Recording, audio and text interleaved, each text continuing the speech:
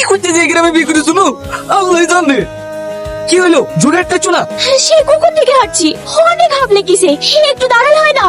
না না, এই মাঝ রাস্তায় দাঁড়ালে লোকে কি ভাববে? অত যদি লোকের ভাবনা দেখতো তাহলে এত পথ হাঁটতো না, ঠিকই একটা গাড়ি ভাড়া করতো।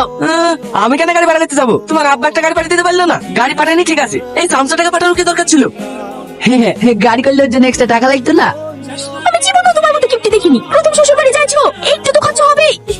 তুই আসলি কেন? মায়ের বাবা আপনি কিপ্টি বললে তো সেই জন্য। সত্যি আপনি অনেক কিপ্টি। চুপ বান্দর কুটেকার, তাড়াতাড়ি হাট।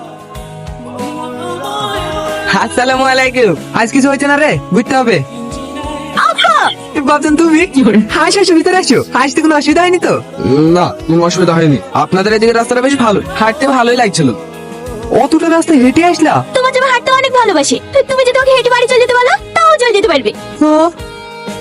ভালো আছে জামাই? হ্যাঁ মা ভালো আছি, আপনারা সবাই ভালো আছেন তো? হ্যাঁ বাপ ভালো আছি। রমজান তোজো কই তোরা? দেখ তোদের দোলা ভাই এসে। জামাই কি সারাদিন এখানে দাঁড়িয়ে রাখবে নাকি? হ্যাঁ ঘরে চলো বাপ, আই মা। আমার সব দেখালি গেল, কি হচ্ছে যে বাড়িতে আসলাম। চুপ করবা তুমি, কোথায় কোটা গেলে এসে আর এখানে নাকি কানছি।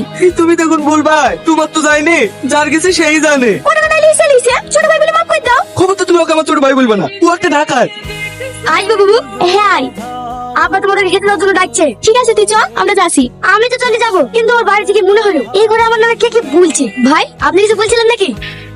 না না, আমি আবার কি বলবো? এই নেন আপনার কাগজ, মানিব্যাগের ভেতরে ছিল।